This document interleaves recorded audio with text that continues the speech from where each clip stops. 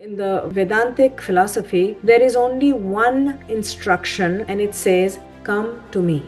The principle, we have talked about it several times, Sat, Chit, Ananda. That principle, sometimes we cannot understand it. We need a model, we need a form, so we make a personal God out of it. But today I will be referencing few couplets from the Hanuman Chalisa. It's you will have no trouble. You can be rest assured that all your problems will be solved. You may not get what you want, but you will get what you need. By surrendering to this Lord, all the power is inside. The God is sitting very close in your heart, but we look for it outside. That's why it says, come to me, come within. Don't look for it outside. I am sitting right here in your heart as the observer, as the witness. I am the Shrishti Sthiti Pralaya. I am the creator, sustainer, and the one that dissolves. So this consciousness is creating all the thoughts, is the source of all thoughts, it supports all the thoughts, and it dissolves thoughts, and the cycle goes on and on and on. How do you come to that God? How do you connect with that God? So there are three ways. It says Ananya Chinta,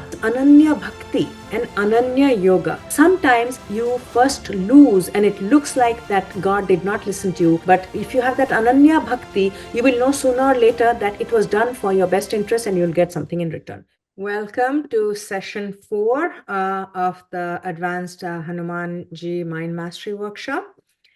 Let us do the opening invocation and then we'll get started. Please close your eyes, bring your left palm and right palm together.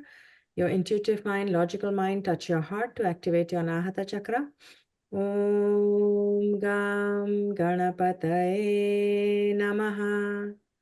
Om Shri Gurubhyo Namaha.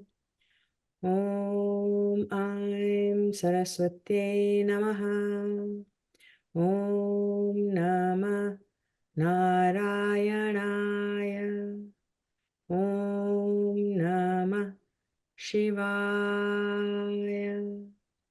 Om Sahana Vavatu Sahano Bhunaktu Sahaviryam Karavavahai Tejasvinavadhitamastu Ma Vedvishavahai. Om Shanti Shanti Shanti. Hari Om Shri Gurubhyo Namaha.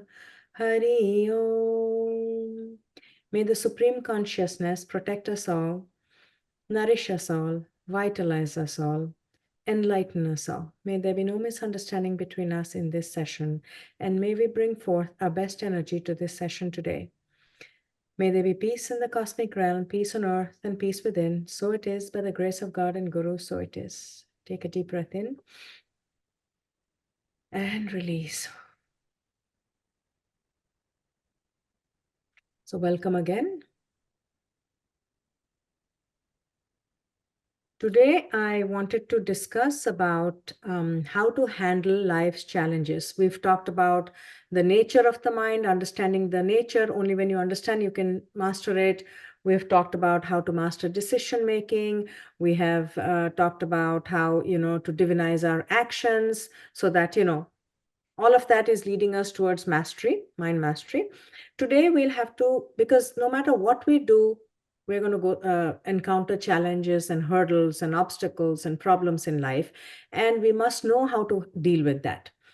And in the Vedantic philosophy, right through the entire Bhagavad Gita, there is only one instruction that is given to handle life's challenges in various ways, and it says, come to me. Come to me. And the Lord, and I will again remind you, please let us understand that when we talk about Lord or God, for some it could mean a personality, for others it could be a principle. When we are talking about a personality, we are talking about an immanent God with an idol or an image. And when we are talking about the principle, we have talked about it several times, Sat, Chit, Ananda. That principle, sometimes we cannot understand it. We need a model. We need a form, so we make a personal God out of it. So that principle, that whether you have a personal God or that principle, assures everybody. And this is in the Ramayana through Hanumanji and the relationship between Hanumanji and Lord Ram, that my devotees will never perish. That is a guarantee that God, now I'm just going to use the word God, gives us, that when I am here, why do you fear? And in Hanuman Chalisa, in the next session, the last session, I really would like to go through the Hanuman Chalisa to, there are so many formulas, there are so many things that we can cultivate and talk about it. But today I will be referencing few couplets from the Hanuman Chalisa. It's Sankata se Hanumana chudave, mana krama vachana dhyana julave. Sankata is trouble. Any kind of trouble, the minute you bring your mind, mana krama, action, vachana, your speech, your, what you're saying, dhyana julave, you focus on me, and me being that principle inside, that God principle inside, you will have no trouble. You can be rest assured that all your problems will be solved to the best of, in your best interest. You may not get what you want, but you will get what you need. So this Lord or God, Lord Ram, says that I will take care of my devotees. There are two things, two basic things, yoga, shema. I've referred to this phrase several times. Yoga is acquisition. We have an acquisitive nature. We want this, we want this, we want this. And shema is whatever we have, we don't want to lose it. All the good things we don't want to lose. So our safety and needs will be taken care of. And in the Hanuman Chalisa, one of the couplets says, Saba sukha lahe tumhari charana, tuma rakshuka kahu ka darana.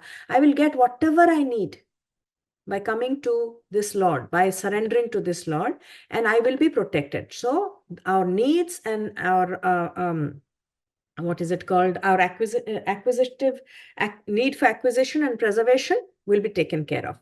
Now, how? Come to me is very easy. How do you come to that God? How do you connect with that God principle, that Lord Ram? So there are three ways. It says, Ananya Chinta. Ananya Chinta is single pointed focus. When you are going through trouble, challenge, problem, you must learn. And it takes a while to cultivate this connection. Single pointed focus. The second one is Ananya Bhakti. That is undiluted trust. You must know that that power is there and it will protect you. If there is any doubt, then the results will not be the same. So undiluted trust and Ananya Yoga, undivided connection. Undivided connection. That is why I'm not the doer, I'm not the enjoyer, I'm just an instrument. The instrument must be run by somebody. That is that God principle. And that God principle is that consciousness. So, but the only caveat here is that that principle, that God will not interfere with free will, because it's like a parent. We allow our children to explore the world. Only when they need help, we're supposed to help them. If you're constantly being their shadow, they will never grow and learn. So we must learn to seek.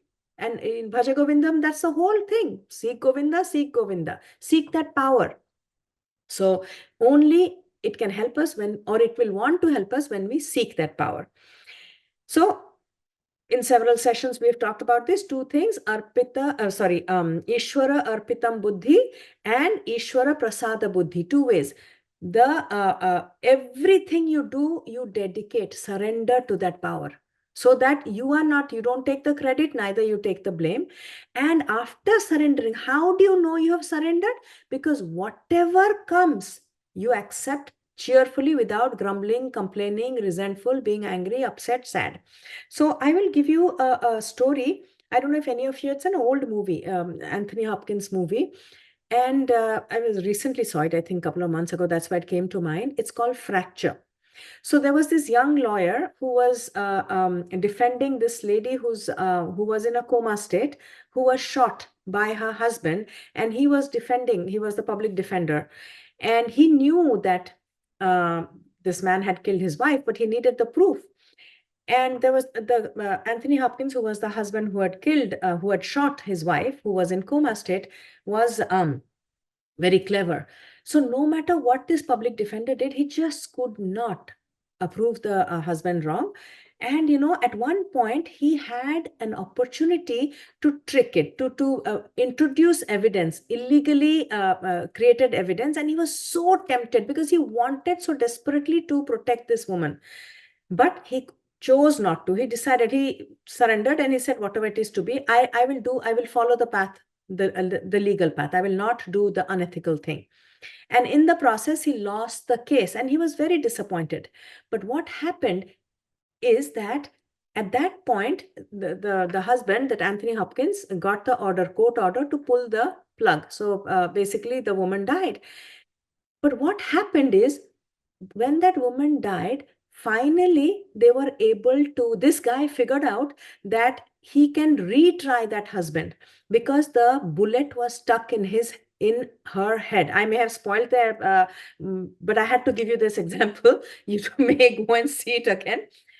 What I'm saying is, when he lost the case, when we go to God and we ask, and it looks like after all the prayers, we didn't get what we wanted. He wanted that the husband should not have the power to pull the plug, but the husband got that power. But what happened is, this woman was a vegetable anyways. But in that process, she died, so they could do a surgery and remove the bullet from her head. And the public defender, got to retry the husband. It was not, double jeopardy of heard, because it was a different crime. So what I'm trying to tell you is, we can pray, pray, pray, and do something, and it looks like God did not listen to us. But if you just trust that it was in the best interest, very quickly you will realize how that loss is actually bringing you something better. So be that as it may, that's what it is, that sometimes you first lose and it looks like that God did not listen to you. But if you have that Ananya Bhakti, you will know sooner or later that it was done for your best interest and you'll get something in return. Now, why surrender to this God? It's easy to say just surrender, surrender, surrender, whether it is a transcendent principle or a immanent principle, personal God or a principle. So there is only what, even if you have a personal God, you have a name for that God, you have a form for that God, understand that ultimately there is only one supreme consciousness, and the only quality it has is Sat, Chit, Ananda. Sat is omnipresent, meaning it is always available at all times, under all circumstances. At no time can you say this principle or this God or this power is not there. Omnipresent. Then Chit is omniscient, all knowing. It knows everything. And then omniscient, omnipresent, and powerful, omnipotent. So that is the Ananda. What is the Ananda? We have discussed 100 times. It is not happiness. It is the ability to make any experience palatable and acceptable and enjoyable. You have the power to decide what you're going to enjoy and not enjoy. You can enjoy a good movie or a bad movie. You can enjoy, lazing in the couch, or you can enjoy trekking and putting your body through tremendous pain. So you have the power to decide that. So Sat, omnipresent, Chit, omniscient, and omnipotent, which is the power to do anything. Now, everything else is borrowed existence.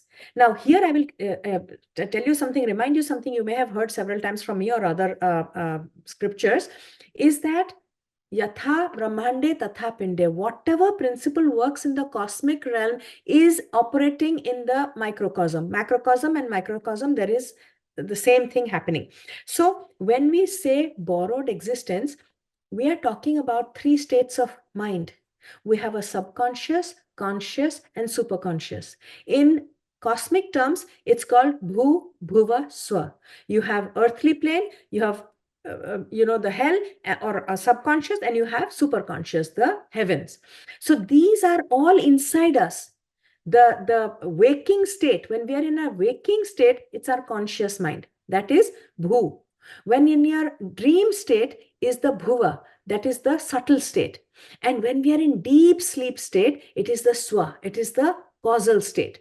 So this thing, everything, when you take it from the cosmic, from the macrocosm to the microcosm, there is a interrelation going on here. So when they say this God principle is the waker dreamer, deep sleep. So meaning when we are awake, it's a conscious mind. In the cosmic world, it is called Virata Purusha. All the bodies is a collective body. All the minds is the collective mind. It's called Hiranyagarbha. And all the spirits that you're talking about, souls and Atma, is called the Ishvara. So there is a collective and then there is the individual. In one of the classes, we talked about Vyashti and Sameshti, individual and collective. So there is a interconnection happening at all level.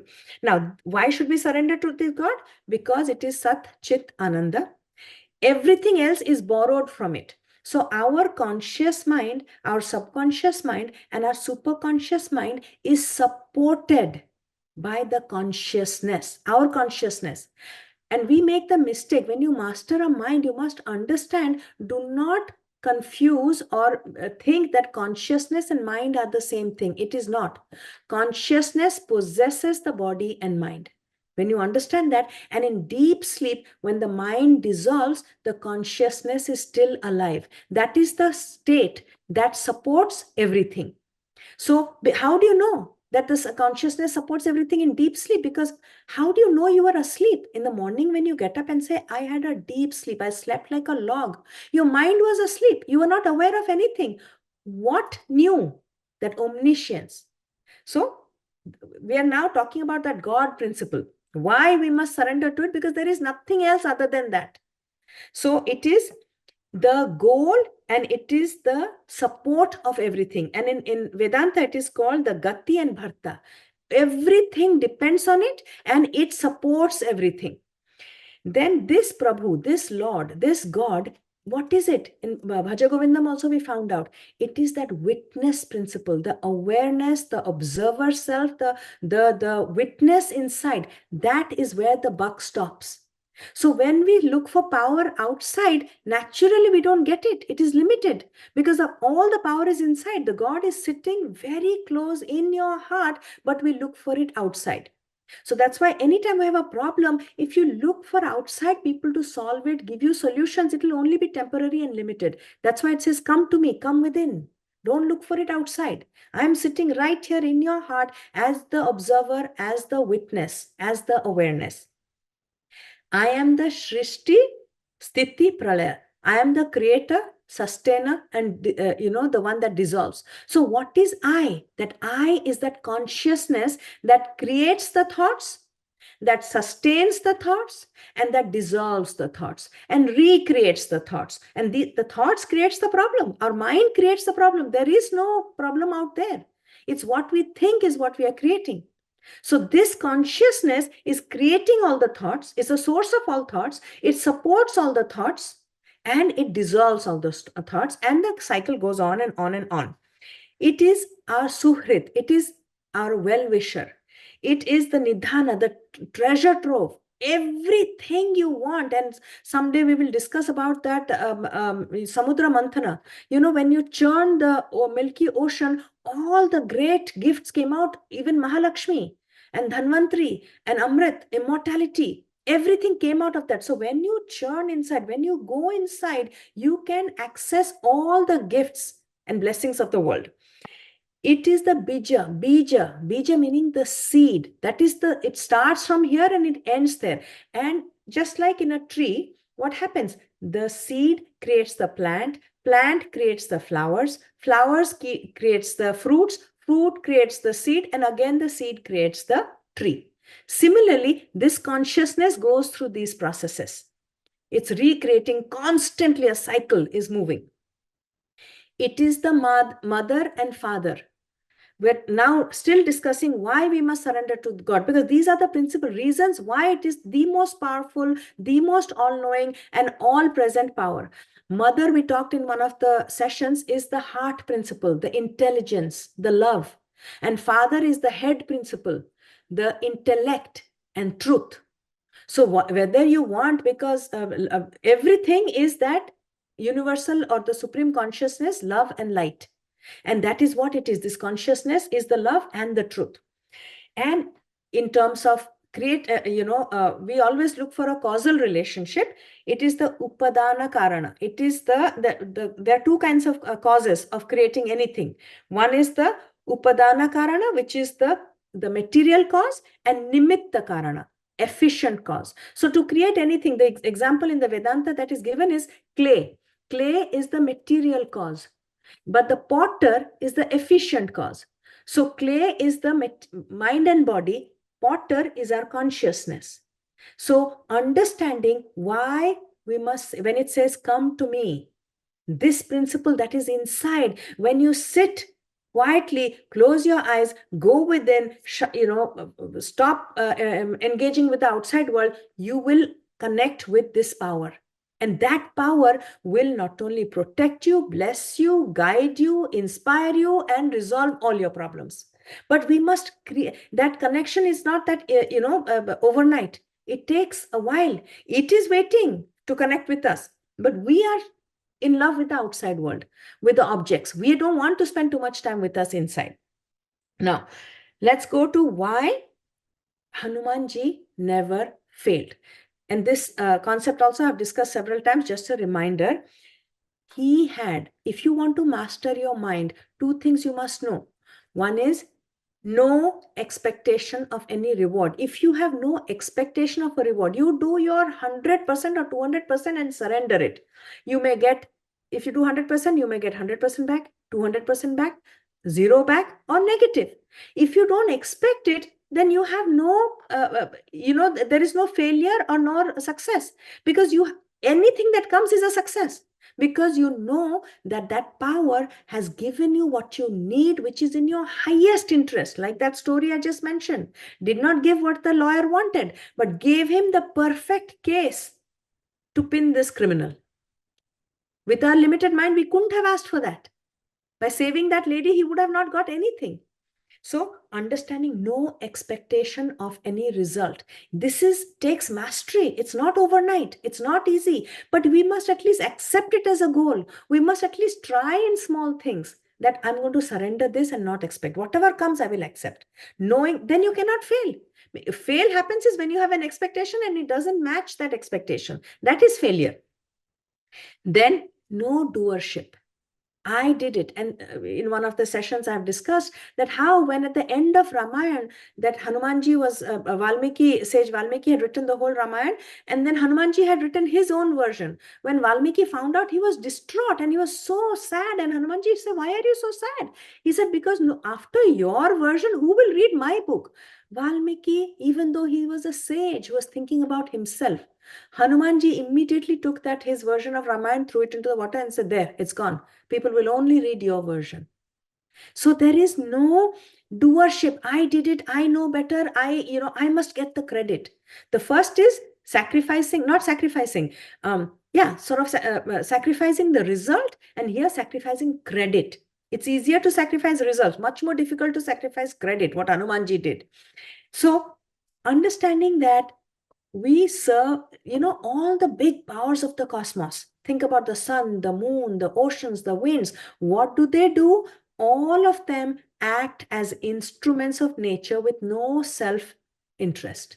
Each one of these heavy bodies, planetary cosmic bodies, the sun sacrifices light and heat. What is it getting out of it? Nothing. Only for loka sangraha, benefit of all the beings. What does the ocean do? Sacrifices its water. The heat, the water goes up, evaporates, becomes rain, and comes back. What does the ocean get? Nothing. Does it require credit? Does it look for credit? That rain comes down and becomes vegetation. And that vegetation becomes food. The trees, do they expect anything from us? A thank you? No, but we human, and then this vegetation feeds all, not only human beings, all animals, everything. So we are the only ones, when we do something, we expect not only reward, but also credit. The rest of the universe does not expect. Only human beings expect.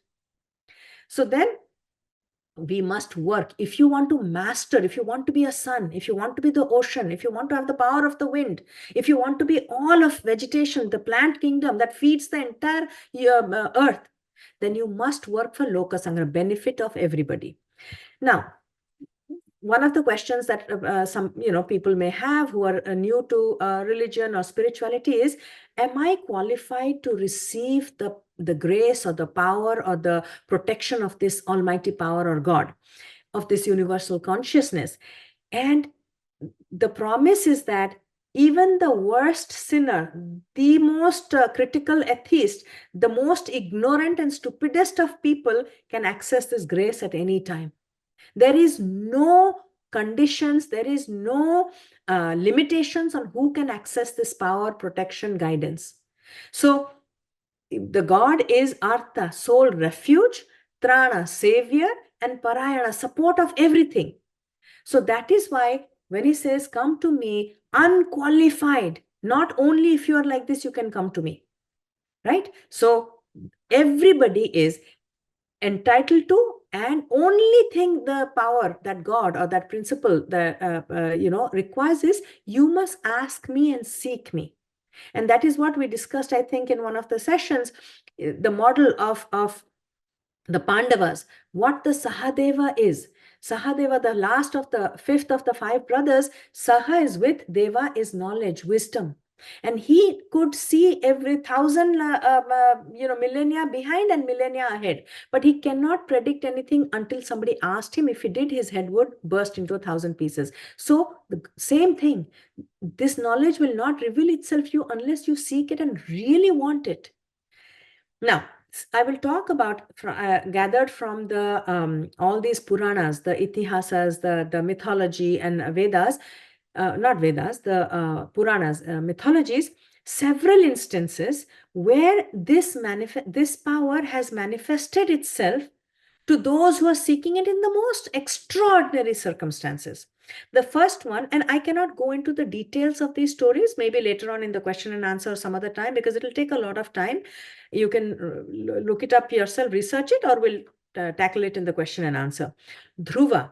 There's a story of Dhruva. He was this child who did not have the love, is a prince. He did not have the love of his father because his stepmother did not allow it, and told him, if you want God's the father's love, you should be born next lifetime as my son, as my child, and banished him into the forest. This 5-year-old child goes and sits and does a penance, an austerity to connect with this God. And after a very short period, I don't know, whatever it is written in that mythology, Lord Vishnu comes and says, what do you want? And he says, I want a kingdom that has not been conquered or ruled by anybody. And the Lord Vishnu gave him the Dhruva Loka, which is called in modern this thing, the North Star, the pole star. So the example, let's forget about the story. What he's trying to tell you is, even the small 5-year-old can, how much tapasya, how much austerity can a 5-year-old do? How long can he do it? But that person, that child also can access this power. And not only that, imagine what you can get, something you can't even imagine. He didn't know what to, the conditions. He just said, I want this. And the Lord created a separate universe for him. So that is one example that has been given. Then comes Prahalad. Prahalad story tells us that it is the right of a child, like a child can demand from a father or a mother, parent, when he was tortured and his own father, biological father, who was a demon, wanted to kill him, and says, who's protecting you? He said, Lord Vishnu. And he says, where is this Lord Vishnu?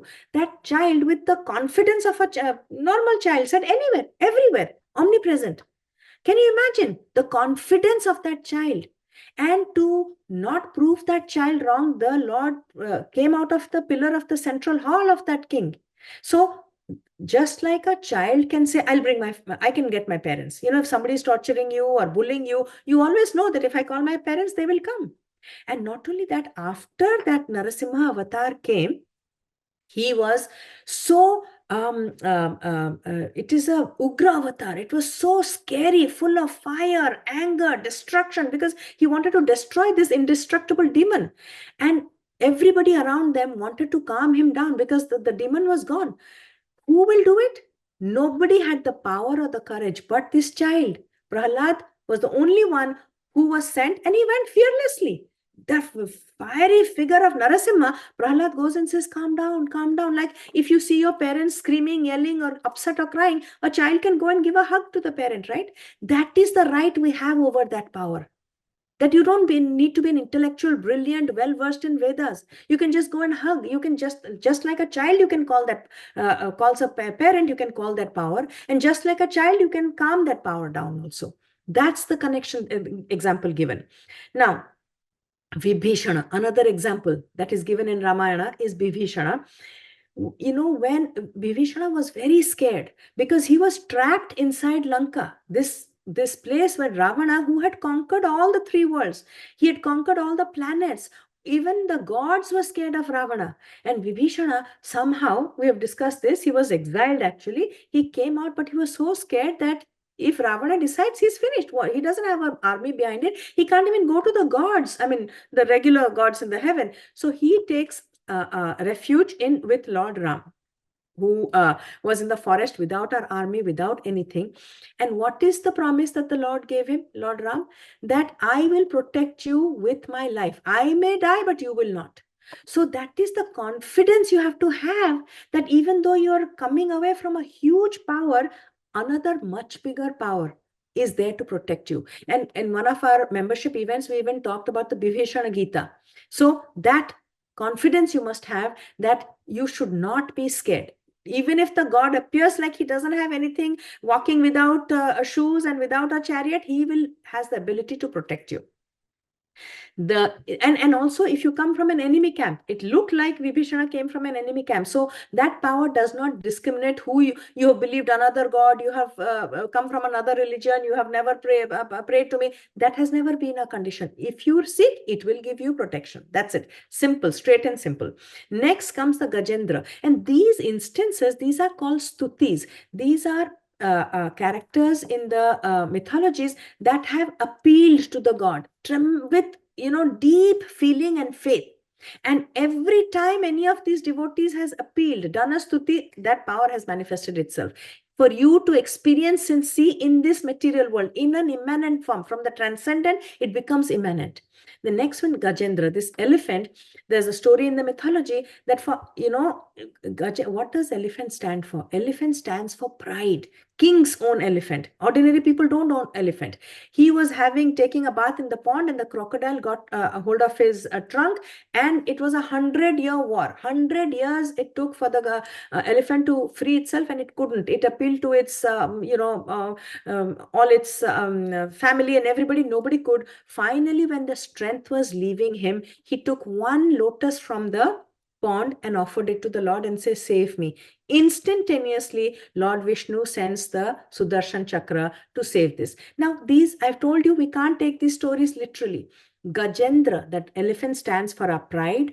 Crocodile stands for our ego. Our pride will be, the ego will trap us in that 100 years, because it takes a long time before we realize that there is a bigger power and we will call for it. Just like children, they get into a mess, they don't seek their parents first. Only when they can't solve anything in school, they come back to the parents.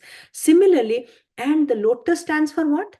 That ability. Lotus comes out of a muddy, murky water and constantly moving towards the light. So that thought process, that no matter how selfish I've been, how arrogant I have been, how egoistic I have been, even now I can just seek the Lord and it will be there. And what is Sudarshan Chakra? Sudarshan, right vision, right knowledge. So all these are very carefully crafted stories to say, even for 100 years, meaning 100 lifetimes, you have lived a life of pride, ego, enmeshed in ego, entangled in ego. But in one lifetime, it becomes so much that you cannot take it. You say, Lord, please, it'll be there. And how will it be there? It'll give you the right vision to extricate yourself from this situation. Then comes Panchali, Draupadi. Everybody knows Mahabharata story, how she was dragged out into the court and, was the enemy, her, husband's cousins wanted to disrobe her. And what do we do? Each of these instances, or at least many of them, our ego is such that we always try to fix things ourselves. When we can, then we look to others, powerful figures around us who can fix it. When we realize neither we can fix it nor others can fix it, then we go to the Lord. What did the Bhagavad Gita say from the beginning? Come to me. From the beginning, you come to me. Don't depend on yourself. Don't depend. You will do the work. But the idea and the confidence and the guidance will come from the Lord. So only when ultimately she was clutching to her clothes, and then finally she gave up and said, I surrender. If you think me being disrobed in public court is good, then so be it. At that point, the Lord sends millions of meters of cloth to protect her. What does it say? How that power will come to protect you, you cannot imagine. Did Draupadi knew that's how he will? She was thinking Krishna is going to come. And she even questioned Krishna after that thing, that incident. She says, you are the Lord of the universe. You are my best friend. You are the cousin of my husband. Why did you take so long to come? And he asked, did you call me?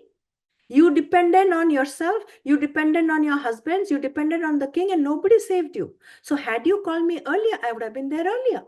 So that is Draupadi. Breaks all laws of nature to protect the devotees from whatever situation, whatever needs, he will do it. You don't have to say how to save you. You just ask, save me. Then comes Ahalya. No sin. We talk about, some people say, I'm a sinner. I don't think God is going to help me. Only God helps the saints and the sages and good people. No. Ahalya is that, the Gautama Rishi's wife who had an affair with Indra, and then the Rishi punished her to live like a stone for 1,000 years until Lord Ram comes and rescues her. Again, we can't take these things literally. Ahalya, Halya is plow. Hala is plow. Ahalya is an unplowed mind, unmastered mind. What does it do? It has a choice between Rishi Gautama and Indra. Rishi Gautama is what? Govinda. The same thing, that inner principle, being wedded to that inner principle. Instead of that, it had an affair with Indra, with the sense organs. So then naturally you will live a life of suffering for many, many years until you realize there is no joy out there, the joy is in here. And Lord Ram comes, meaning that once she experiences that inner bliss, then you're freed from that choiceless stone-like existence. Then comes Shabari. Shabari example is that this lady who was aboriginal or Adivasi in the forest in some ashram, no knowledge of the Vedas or any supreme wisdom, and she was told by her guru, by her teacher, that the Lord Ram will come, you wait here, because the guru's time had gone and he was going back to the spirit world. You wait here, when Lord Ram comes, you will serve Lord Ram. She didn't know who is Lord Ram. She didn't know when he will come, how he will come, how to recognize. So she was a young girl when this happened. She had to wait decades, and every day she prepared the ground that today maybe Lord Ram will come, today maybe Lord Ram will come. Finally, but she never lost hope. Lord Ram did come, and she met and she got a freedom, release from this thing. So the Lord will never disappoint you. And when she received Lord Ram, she didn't even have anything in the forest. What will she get? She got some berries, and the famous story that she keeps tasting those berries to find out which is the sweetest one to offer to the Lord. The Lord doesn't even, we feel so bad. How can somebody give us this kind of food? Doesn't, even half-eaten food he eats with so much joy. So whatever you offer, a lotus leaf or a half-eaten berry, the Lord will accept. And what is that half-eaten berry and lotus? It is our action. We are not literally offering food or flowers to the Lord. Even imperfect action, if you give it to the Lord, it will accept it. Surrender. If you surrender, saying this is the best I could do, the Lord will accept it and help you. Then comes Bhishma Arjuna battle. In the Mahabharata, when the war started, Lord Krishna had taken a vow. He had given a vow to his older brother Balram, saying, I will not pick up weapons in the war. I will only advise. I will only be the counselor, never pick up. And he cannot break his, especially God, how can he break his word? But it so happened that, Bhishma had promised, because he's also a very, very renowned, powerful warrior, that I will make Krishna pick up the what do you call, weapon. And there came a time in the beginning when Arjuna was the general on the side of the Pandavas. He was fighting very disheartedly. His mind was not fully in it. He was not committed because he didn't want to fight against his uncles and aunts and uncles and gurus and whatnot. And Krishna got so angry and so worried for Arjuna that if he doesn't do his dharma, my devotee will perish. So to protect the dharma of the devotee, he actually picked up the Sudarshan Chakra.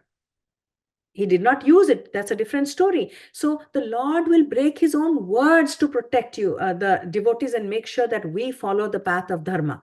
It's not like, oh, I told you, you can do whatever you want. He is there right beside you, and he'll do whatever is needed for you to walk on the path of dharma, so that you can burn your karma, so that you can be released. Finally, another example that the Purana, the mythology gives is Sudama, his childhood friend from his Gurukul, from his school, who was a very poor Brahmin and didn't have any wherewithal to manage or maintain his family. His wife sends him to meet Krishna and says, your friend is such a big king. Why don't you go and ask him for some alms or some, gifts or money? And, he wanted to take some puffed rice. And he was so ashamed when he saw Krishna of what the gift he had got. He didn't even give the gift to Krishna because he thought it was too lowly. And Krishna saw the pouch and said, what is there? And actually demanded and ate. And we know the story that when Sudama goes back, he has everything, gold and house and name and money and fame and whatnot. So sometimes we don't even have to ask the God. He reads our mind. But Sudama went to Krishna. We have to do that much. We have to turn and go there. And even sitting, and if the words don't come out also, if you just sit in front of there, and the Lord knows why you are there. So it can read the mind of our devotees and gives without asking, but you have to go there. Now, there are many different avatars, which I will not go into, the Dasa Avatara being the most famous set. Lord Vishnu took many avatars, but you have to understand that all these avatars were there to protect the devotee in some form or the other. For today's discussion, we will talk about Rama and Krishna. What does Lord Ram do? He is the ultimate warrior. He will fight for his devotees. He will not tell the devotees, you fight, I will give you the idea. But Krishna, it's a little growth in our awareness. Krishna never fights for anybody. He will give you the idea and guide you, but you have to fight. So it is the same thing as when we are younger, our parents, what do? They give us the food. Like it's in some culture, it says they give the fish.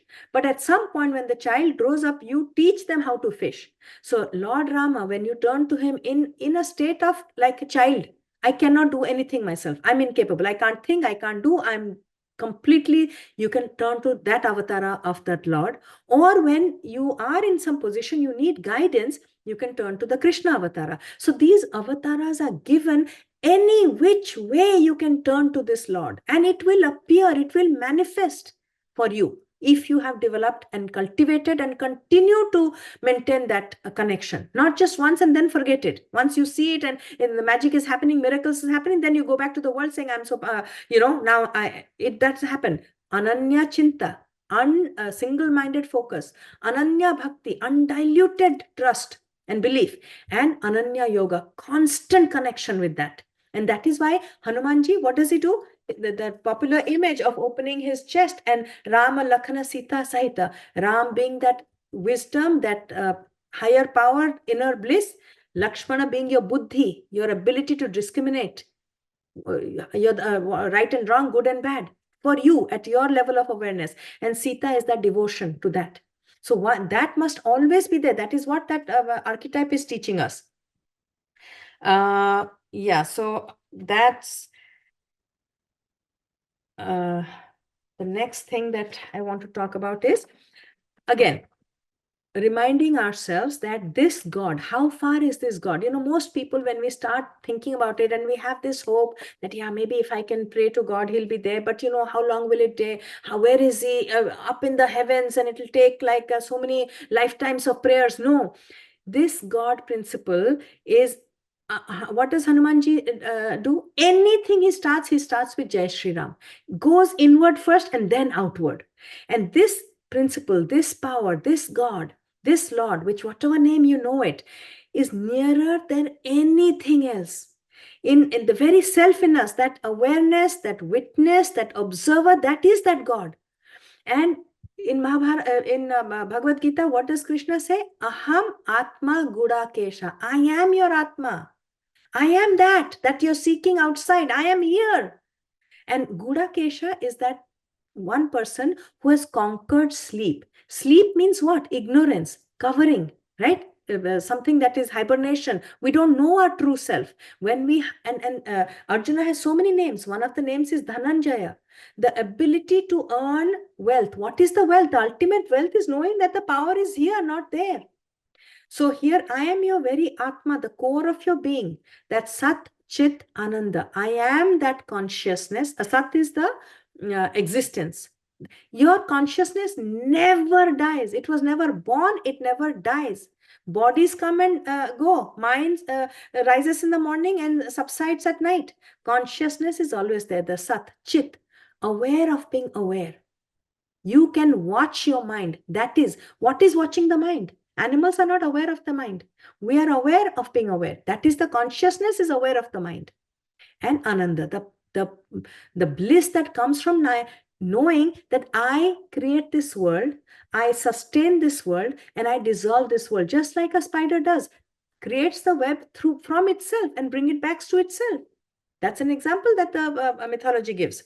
So, and this God, it says that I am the Kshetragya in all the Kshetras. What is the Kshetra? Kshetra is the material world, the field.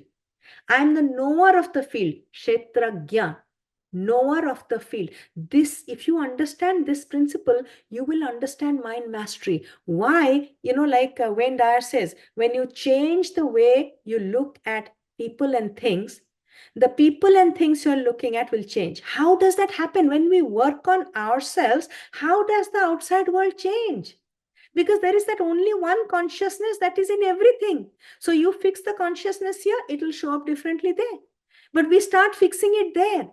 We are trying to fix the image. We're not trying to fix the actual consciousness. And also when you go to divination tools, astrology, Akashic records, tarot, how is it possible that two people are sitting and one person can read the other person's mind or life or records? Because it's only one record. There is only one consciousness. We put different envelopes on it. There is one ocean. 100 people can go and get different buckets, water in different buckets, but the water in the bucket is from the same ocean. It will have the same composition. So that is why once you know that I am the Kshetragya, there is only one knower and many fields, many bodies, many objects, many beings, but the knower is only one. Once you understand and connect with that, you not only get all the power, you can control everything out there, because it is a reflection of this power. So I'm this Kshetragya, knower, witness in all the Kshetras. And this is how you control the frame. When you have a conversation, when you have negotiation, when you have transactions, you control it here, the results will be seen there. So power is always available, but the greatest mistake we make is we search outside. And the example that I have given and I have heard from other gurus is that when we see our reflection in the mirror and we see some dirt on the face, where will you clean? Not the mirror image. You clean it here. You clean it here, you will see the result there. And that's what mind mastery is. Fix it here, that will change. Now, why is it difficult to get answers from the Lord? Why is it, if it's so easy and we've heard hundreds of times and everybody's talking, why is it so? The very first chapter of the Bhagavad Gita says, Arjuna Vishada Yoga. Why in the first chapter only Arjuna is talking? Krishna is not talking. Why? Because he was not given an opportunity. This chatter, talking, a self-fulfilling prophecies, what will become, because we know everything. We don't even give the chance to this Lord, to this power to tell us anything. Only when that Arjuna realized that he's going on and on in loops and he's not finding the answer. He thinks he's so knowledgeable. He realizes there is a flaw in his philosophy. And only when he surrenders does, in the second chapter, Krishna, that power inside, talks and starts the entire Bhagavad Gita from there. So when we are trying to have too much conversation and, what is it called? That narratives I'm talking about, the woundology. Your biography becomes your biology. Constantly the stories, taught and told and bought and sold.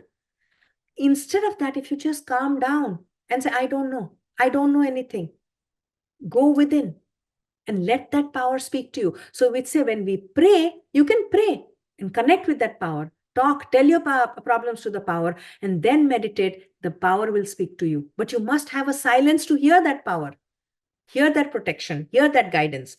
So the most of us are in that first chapter of Bhagavad Gita, constantly telling why nothing can be fixed, why nothing can happen, why we are the wretched people. And so Krishna says, so be it. When you come to me, I will tell you that all the stories I gave, 100 years, 1,000 years, what it means is this soul takes many, many lifetimes to realize that I can't do this on my own. Neither the powers out there can help me. Eventually, we will move back towards. But why wait so many lifetimes? Why not try to connect in this lifetime and go within? So the understanding that Lord has created you, so it knows all your vasanas, all your limitations and weaknesses, and what is in your best interest. Once you understand, then you turn. It is your suhit. It has your best interest at heart because it created you. Now, how to get help from the Lord? Every calamity can be created into an opportunity. Your comeback can be greater than your setback. You must believe that as a hypothesis, that your comeback can be, must be, will be bigger than your setback. So take your problem to the Lord. It need not be a formal mantra, need not be the right words. It's like a child crying out. Even a child can't speak, cries, a mother will hear. 3, 4 stories up will come running. As long as the child is playing, mother won't bother. So take the problem to the Lord, and in plain language, the language you know, you don't even have to speak Sanskrit words or Greek words or any other words. Talk to the Lord. Lord, this is my problem. Whatever is the problem, you explain the problem. Close your eyes, sit there. You must have an altar, a place where you have sanctified so that the minute you go there, you feel calm. That Vishada Yoga is not happening. You must surrender. There must be a place where you surrender. They say that you are in my heart and you're listening to me. In any way you want to say, Lord, talk about your problem. They say you are in my heart and you're listening to me. This is my problem. Can you please help me? Are you listening? Can you please tell me what to do? And I have faith in you, but I just can't experience you. Please make yourself, manifest to me in a form, in a way, in a language I will understand. Because in all these examples I gave you, in different forms, he came, and in different forms he gave the solution. You don't have to think of the solution how, but you must also end with the, in one of the mantras, it's called Rudram. There's a Chamakam. There, the devotee is asking for everything under the sun and then some. So there should be no shame in asking anything to the Lord. Because like a parent, we can go to a parent and ask for anything. We can ask the Lord anything. But it is critical that we end with this or better. Lord, I don't know if this is in my best interest. I think so. With my limited mind, I think this is in my best interest.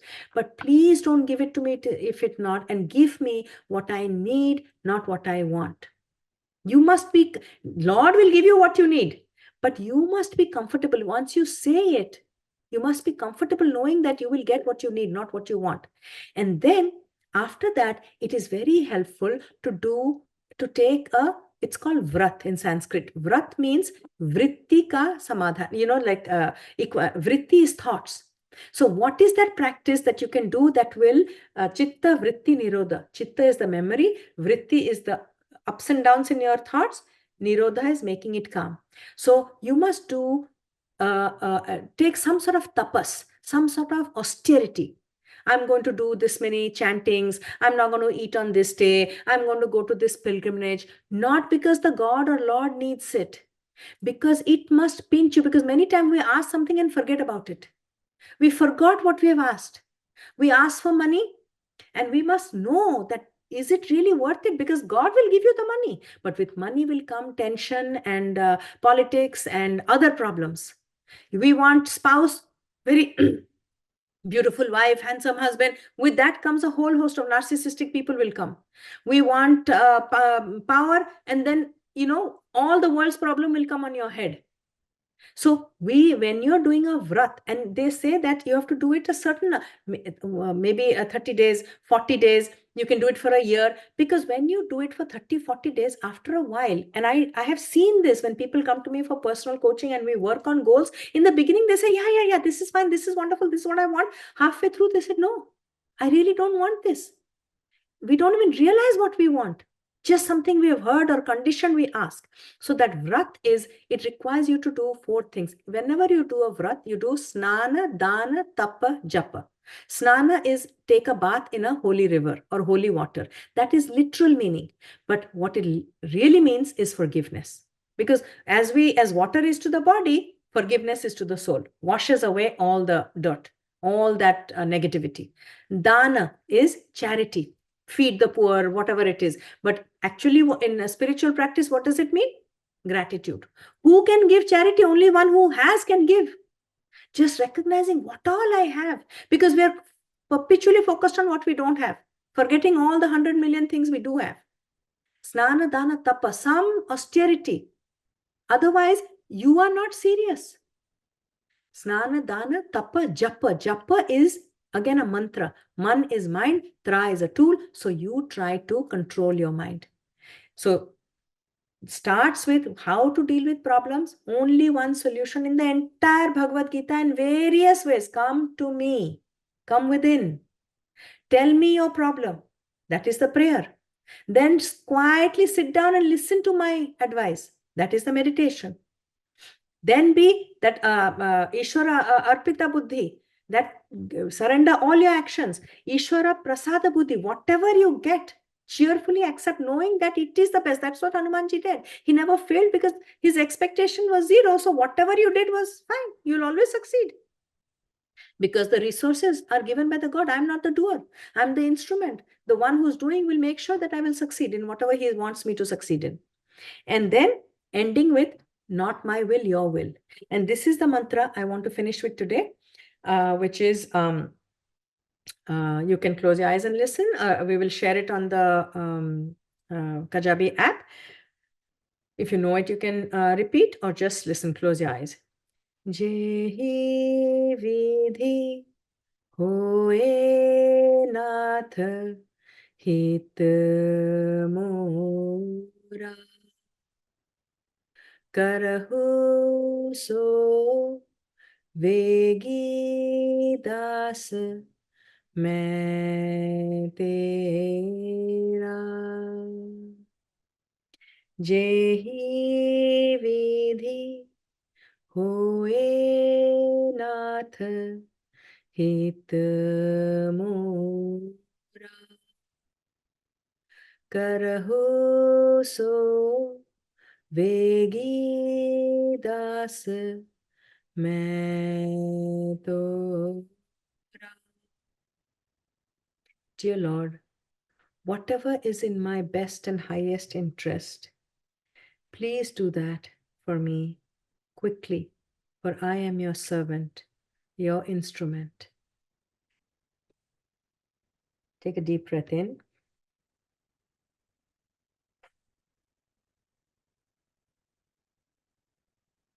One more mantra I will chant. Om Namah Hanumate Rudravataraya Sarva Shatru Haranaya Sarva Roga Haraya Sarva Vashikaranaya Ramadutaya Swaha.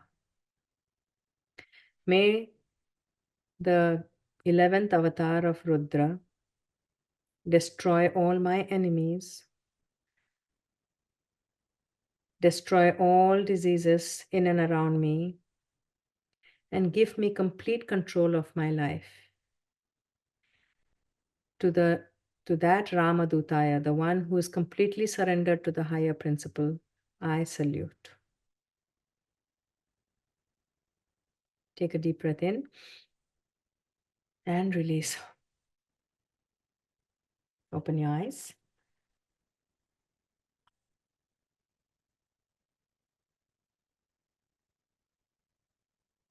Any questions? I'll try my best to answer them.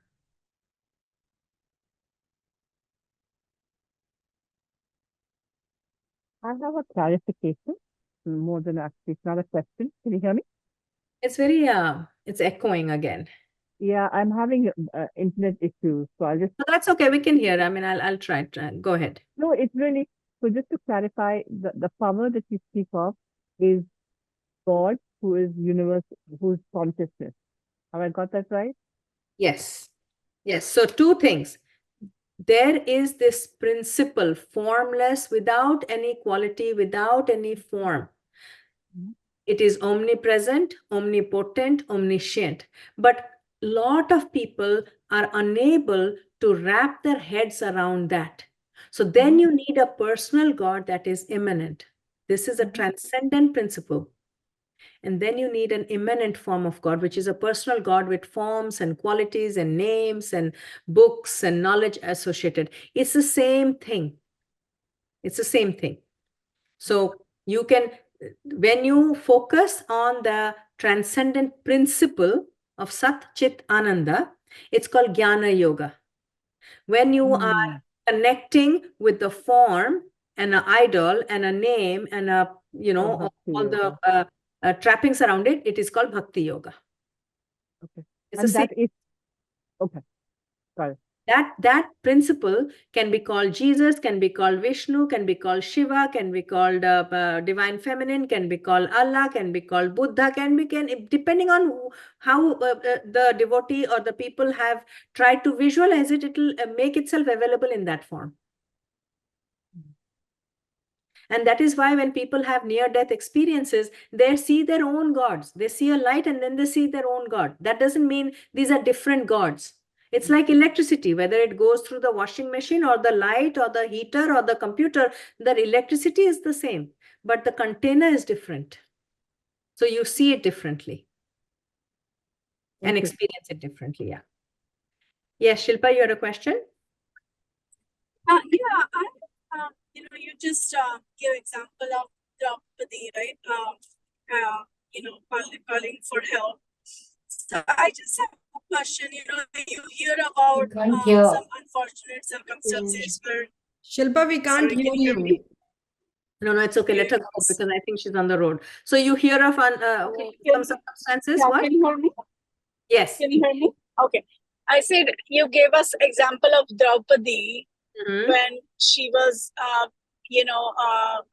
was brought and she asked Lord for help. We hear a lot about these unfortunate circumstances where people are, especially women are being raped or whatever, right? And I'm sure, the first thing that comes out of anybody's mouth when you're in trouble is, asking for help from God. Right? I mean, how do you justify this thing to happen to you, and how would you ever be able to forgive someone for what they did to you? So I'm not understanding. Are you saying that how do you forgive the God, or I understood no. it. I understood the question, Nita. I'm sure they asked, I mean, for most of us, right, when we are in some kind of trouble, the first thing that comes out of us is ask for help from God or, from a higher principle or whatever, right? But yes. but not always God comes. you actually get rescued when you really need it at that point, especially when you're being physically assaulted. So yes. How can you kind of justify that from and be able to forgive someone who's hurt you so much? So let's separate two issues. Forgiveness is a different issue altogether. The perpetrator, that is a different relationship that we will discuss another time, or if time permits today. Because when you forgive somebody, you are not doing them a favor. You're doing yourself. Forgiveness does not mean you don't take them to court. Forgiveness means you are not obsessed and angry and resentful and scared and hateful. That's all. You will do whatever it takes for a law to take its course. Forgiveness doesn't mean you will not take them to court. So that's a different thing altogether. Now, this God principle, like I said, when you call all of these stories, did you hear their relationship with God when it was established? They did not just go through a bad time, like when the first one, Dhruva, when he wanted to sit on the king, his father's lap, and his stepmother didn't allow, he called for God. Did God just descend on him? No. He had to go to the forest and do penance for 5 or 7 or 8 years. Same with Prahalad. How many times he was tortured by his father before the Lord comes. So, because the first time he comes, there is no concept, only faith. When is your faith tested? When you call and he doesn't come, or it doesn't come, because you have not established that connection. That connection to establish, to have you been, what was the first 3 conditions? Ananya Chinta. Somebody who calls God, God will immediately come if that is all you've been thinking about. So Ananya Bhakti, complete faith that whatever happens is for the best. For Prahalad case, how many times he was tortured, but he didn't lose faith in his God. Then Ananya Yoga, constantly doing, still going through it. And also, when this same question Draupadi asked Krishna, that why did it take you so long to come? Why didn't you come? What did Krishna say? That before this whole the chess game started, or the gambling started, those you can call them the sinners or whatever it is, the other side, that was the negative group of people, Kauravas, they wanted their uncle Shakuni to roll the dice. Krishna asked Draupadi, did any of your 5 husbands once said that if Shakuni is throwing the dice from your side, Krishna will throw the dice on my side, our side? None of this would have happened. But our ego, our jealousy, not jealousy, our lust, our greed, to Yudhishthira, even somebody else, Yudhishthira also did not call Krishna. Why? If they are calling Shakuni, why couldn't you call Krishna? And Krishna said, had you called me, would any of this would have happened? No, but when everything has happened, you call me, there is a certain karma. Whatever, let us not forget the laws of karma. Whatever we have earned in some lifetime, and each of these stories, why Draupadi had to go through that. First of all, when Yudhishthira had come, Duryodhana had come to Indraprastha to see the new palace, it was such a state of the art. People were not used to it. Something looked like a mirage, and he sort of fell down. How cruel Draupadi was. She has to pay for that karma.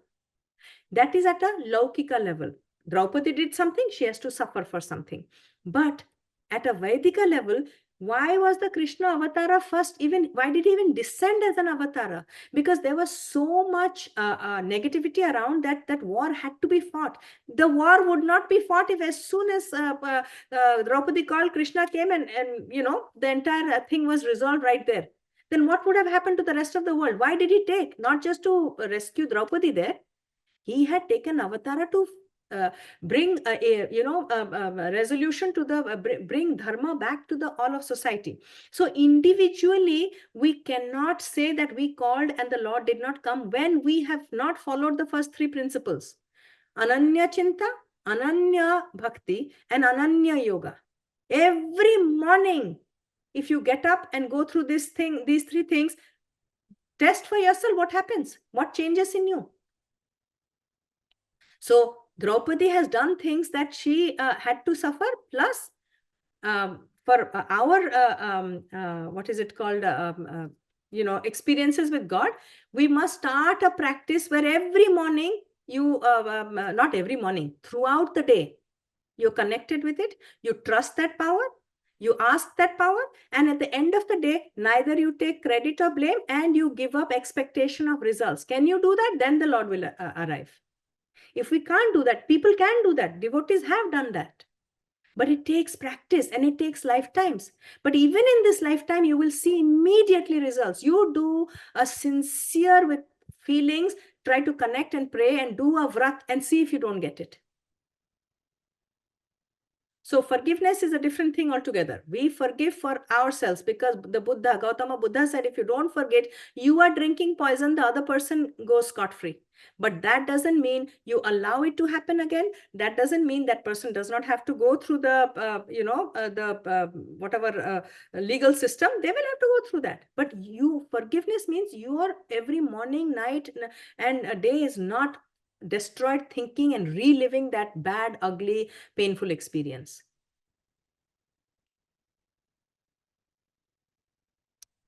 I hope that answered your question.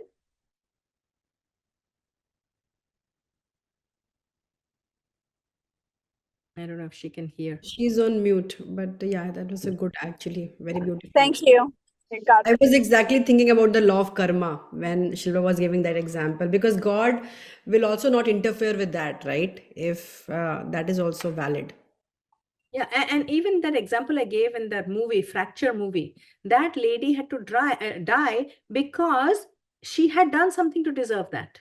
And I Yeah. don't want to go deep into the story, but the principle at issue there was the lawyer wanted justice to happen, and God made that justice happen, not the way he wanted. He wanted to win the case. He lost. Only when he lost the case, he never even thought about double jeopardy. Yeah. So only when he lost the case, justice was served. Yeah, one thing I just want to share, based on everything, whatever you shared, and based on the law of karma and how I have seen personally, like in different people's lives and stuff, that how beautifully everything is planned in such a balanced way that there is no inch of unfairness anywhere. Like I feel like, for example, if just one example, that one person I know, that in his astrological chart he had something that talks about how your mom's health will be impacted because of your chart, right? Like that. And then the mom's chart also talks about something like that. So basically it's not because of the son the mom is suffering. It's all because they are coming together, because both of them have to go through that experience, right? So it's like you go through something not because of your family or because of God or anything. It's just because of your own actions that you've done. Have to in this life you have to go through that and burn that karma, and in that God will help you if you surrender and pray, but he's not going to take away everything like that. And also the thing is, we get confused that what we ask, we will get exactly that. That was one of the discussion here. He will give, because by getting what we want, then karmically we are going to get stuck here. If continuously you get what you want, you will not cleanse your karma to be able to evolve. Yeah. Back and forth, tit for tat, tit for tat. That person hurt me. I must somehow make sure that person is hurt. So back in another lifetime, the roles will be reversed. They will come into your life for a reason or a season. Like for instance, in this Arjuna and Bhishma thing, Krishna knew that if Arjuna does not kill Bhishma, that his karma will get even worse than what it is right now. So you can say that God is forcing you to fight and kill your grandfather, but for a better, if unless you understand karma, it will be very difficult. And the result, that is the most important thing. When you call for help, in the beginning it says, do not expect how that result will come. You will very likely not get what you've asked for, because you are ending with, don't give it to me if it's not in my highest interest. If you're unhappy, then the Ananya Bhakti is not there. You do not trust that it will give you the best. So any one of those conditions are missing, then it's going to be a limited experience. Yeah. So if anyone has any questions, otherwise I can just, I just had one thought when you talked about how the relationship between consciousness and the thoughts, and you said that consciousness creates the thought using the mind, right? So then if consciousness is creating the thought, or the mind is creating the thoughts? The mind is creating the thoughts, but the mind cannot exist without the consciousness. It is the foundation, the support of it. Consciousness doesn't have thoughts. Right, that's what it is. Thoughts. But the mind will not exist without consciousness. So in that sense, that it's all borrowed existence. The mind has borrowed its existence from the consciousness. The body has borrowed its existence. It cannot exist without consciousness.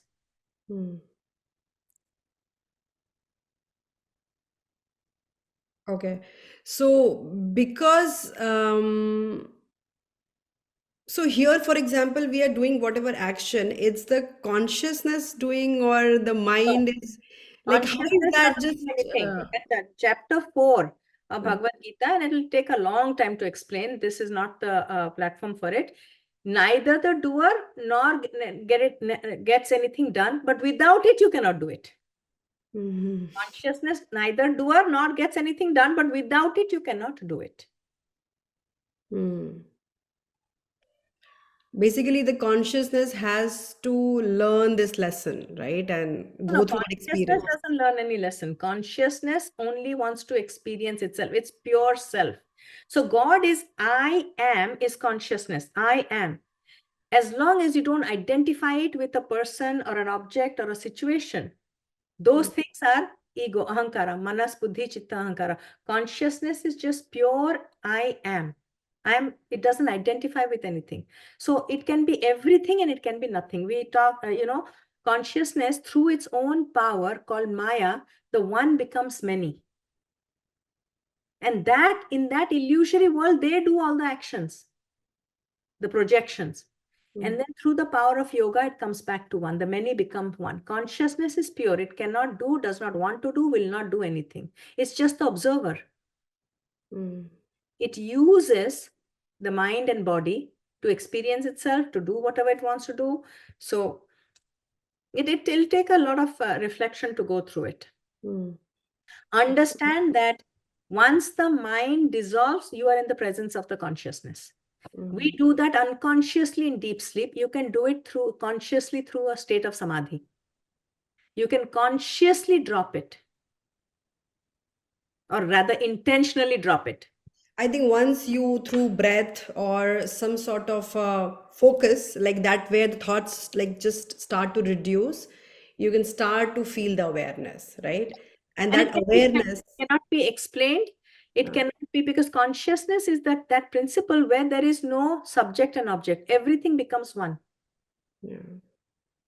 So it's very difficult to talk about, and it's very difficult to, understand it. You just it. That's So, for example, people talk about out of body and the near death experiences. There, they explain, right, how they went outside and then they saw their body and lying down. What is that then? same thing as a dream. Don't you do that in the dream world? It's still a dream, that stage. All a dream. So this Bhu Bhuva Swa, Gayatri Mantra, there's a conscious mind, subconscious mind, unconscious mind. There is a gross body, subtle body, causal body. Mm. So gross and subtle body we understand. Gross body is the body. Subtle body is the mind. Causal body we don't understand. Beyond the causal body is consciousness. Mm. So it's still some state of mind, some state of dream, some layer of the consciousness, like I feel. When you awake, when you're awaker, all the three, body, mind, spirit, are together. Mm. You have a body, you're aware of your mind, and the spirit is always there. Spirit you cannot let go, that consciousness. When you are dreaming, the body consciousness is dropped. Only mind and spirit, mind and consciousness. Mm. In deep sleep, even mind is dropped. Only Mm. consciousness is there.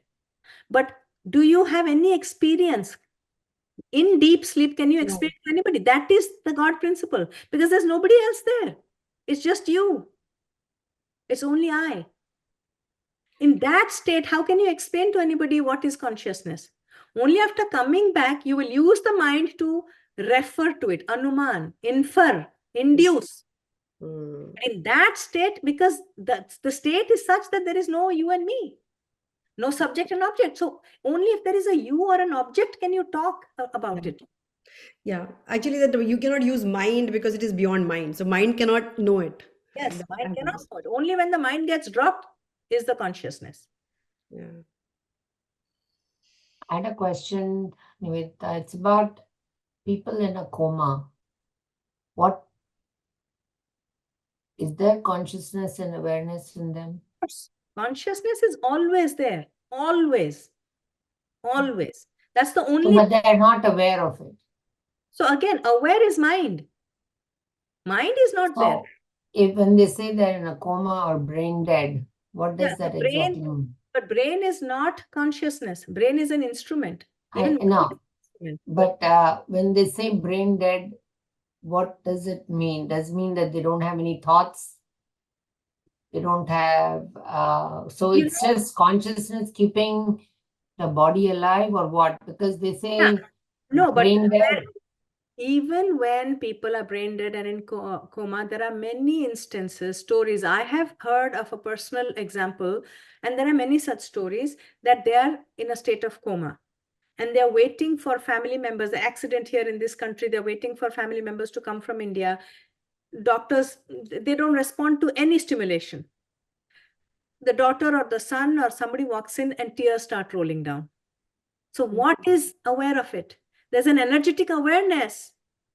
And that is what happens when we do the last rites funeral. What happens is, after you do, just before you do the dahana, cremate the body, they whisper a karna mantra. The entire ceremony is done by a pandit, a priest, but the karna mantra is done by the son, not the priest, because that consciousness cannot hear the priest. It can only hear one that it's attached to. So they do hear. Why else would you put the karna mantra? Because before we are born, the first organ to develop is the hearing, and the last one is hearing. That is space element. Hearing is the space, most subtle of all the 5 elements. Hearing is space. So your body is not there, mind is not there, but those mahabhutas are gone, but tanmatras are there. The ability to hear is there. The ability to see, those same, like Ragini said, out of body, they can see. The body is dead and gone, but they can see. What is seeing? The consciousness is seeing. The eyes are not working, ears are But not. you said it's dream only still, right? That's what. No, dream, as in you said, how is it happening? I said it can happen in dream state also. See, you have to understand that macrocosm and microcosm. What happens to us in the dream state is what is happening to the microcosm in that near body. That is, the collective is, it has become part of the collective energy. Now it's not in its own body. It's part of the macrocosm at that point. It's not a microcosm. Okay. So what happens to us in the dream world, we can see our body and everything and come back. That's what people do in the deep meditation. They can go and see things themselves, Yes. everybody, and then because they become part of that, right? That part, that bigger Exactly. part picture. Okay. Okay, that was interesting way to put it. So this thing is a very heavy concept, but just slowly, once you explore, you'll understand that we have a body and a mind and consciousness. That is the individual, microcosm. Macrocosm is Virata Purusha, collective body, all the bodies. Hiranyagarbha, all the minds. Ishvara, all the spirits. So those two things are happening simultaneously. You can step out of your body, but there's a collective body. You can step out of your mind, but there's a collective mind. You can step out of your spirit, but there's a collective spirit. And all of that, just like our consciousness is handling our body, mind, and spirit, there is a universal consciousness, supreme consciousness that's handling everything. We are like, our thoughts are part of us, right? We are part of the thoughts of that universal consciousness. We're just a thought. Yeah. And also somewhere like some, advanced, like a psychic, the way she was explaining that we think that we are existing in this plane, right? But simultaneously there are different beings and they think that we are actually like, paranormal, like for them. So it's like, it's just based on your limited perception. You can perceive certain energies and, but they're much more beyond you, like in this universe. Yeah, but that is still at the subtle level. At the subtle level, yeah. Because ultimately there is only one Atma, one consciousness. Yeah. At the final, the ultimate. Yeah. From where it all starts Source. and where it The all source. ends. Yeah. Janu, you had a question? No, that was my earlier raised hand. I should take it down now. Okay. Earlier question. But it was just a lovely session. Just wanted to say that it's a difficult concept to get into, but basically what it is no thoughts are your thoughts. They're already there existing. It is borrowing something from that in your brain and you're expressing it as thoughts. They're all there. So what you attract to yourself is what you're taking in as your thoughts. And that is what we talked about, the chitta. We all are born with manas, buddhi, chitta, ahankara. We think we have free will. We think we are thoughts, we have inspired and got an idea. It's coming from that foundation, the chitta, and which is a recording device of every lifetime. So from there, all these karmas will start. You will have to experience it, prarabdha. So all these new inventions that keep coming up, from telephones that we didn't have to, handhelds, to now whatever you call, we're all existing before in some form of something that we are now reclaiming. For instance, like we had a discussion last time, the gravity. You mean to say before 15th century, gravity did not exist? We didn't give a name to it. Right? Yeah, like the rishis talked about gravity, they talked about magnetism, they talked about electricity, different names they gave it. I think the other thing is that we as human beings, we take a lot of pride that we have invented and created. In fact, the formulas or the mathematical the inventions or whatever people have done, that also, I think it's a universe. They just download. I feel like everything is just download. You download those ideas of products and services also. Like whenever, if you see, for example, when the social media was on, raised, then that time so many companies, came up with similar products, right? Similar ideas. How come? Because they're all getting the ideas that time, because the universe wanted, that people to create that, and we just like a channel, I feel. That's it. No, also think about it when you say something, talk about it or think about it, next morning in your Google or in your social media or on your text, whatever, you see ads for it, or you either see some solutions for it. And the other day we were just talking about something to remodel, and in the mail comes a whole catalog of ideas for that remodel. Yes. So it's not something, it's very eerie, right? I mean, if you look at it that way, like, for example, we thought, oh, it's so easy to do something on the phone now, right? You just touch something, airdrop, it goes here, it goes there. How is this all happening? It's all just touch and go, touch and go. I went to the grocery store and I just touched my phone or something, and the thing page, she said, oh, I don't want to lose my money so fast. The lady at the checkout counter saying, there should be more stops on the way. It can't be like you just touch something and you lose your money. So I told her, we're all, you just in an imaginative world that you think you own it all, you think you have control. This is proving more and more and more. We are coming closer to what I call pralaya, where we are showing ourselves that everything is one. They're so worried about identity theft, doing this, you protect this and protect that. It's all up there. Anybody can grab it down.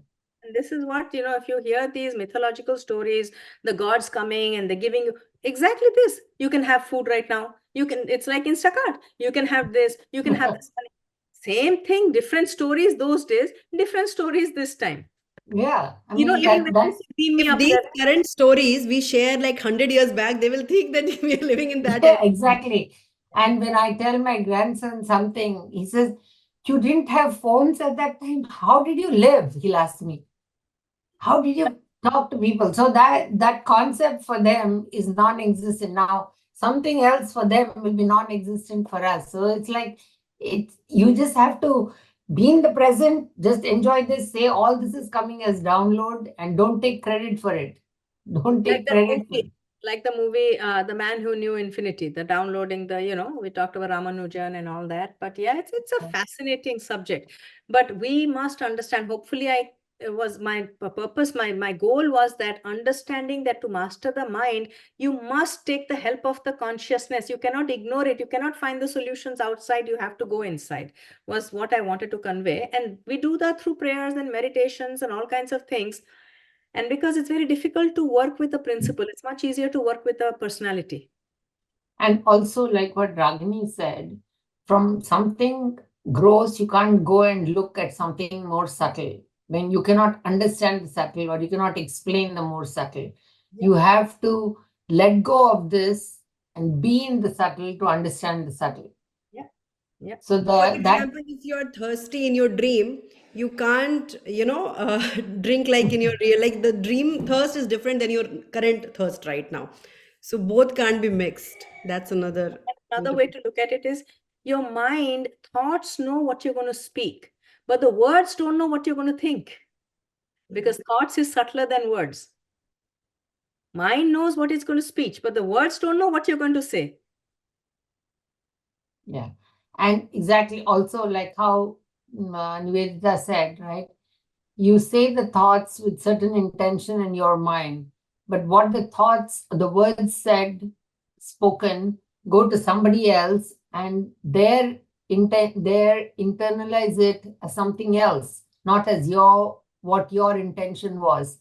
So the words have not, so it's not, I'm saying that whatever you put out is different from what the other person gets in. He has downloaded something else from those words. Yep. Anyway, thank you, Nita. So Thank we'll you. see you on Really Saturday, right? One more session left, and I'm thinking we're going to do the Hanuman Chalisa, explain it and understand it next time. We'll see. I'll meditate and see what answers I get, and we'll take it. So Saturday we are doing what? Not Hanuman Chalisa then. Saturday is the in-person retreat, and then a 7th is the last, no, is it 7th? No, 30th. Seventh. 7th is the last session. So we will explain, I will explain the Hanuman Chalisa. We Okay. just keep on Not reciting on the 4th. On the 4th, it will be more something else, not Hanuman Chalisa thing, right? What will be similar to what we did in Mount Madonna. It's in person. Okay, in person. Okay. More like experiential, like doing some practices. Yeah. All right. Thank you. Good night.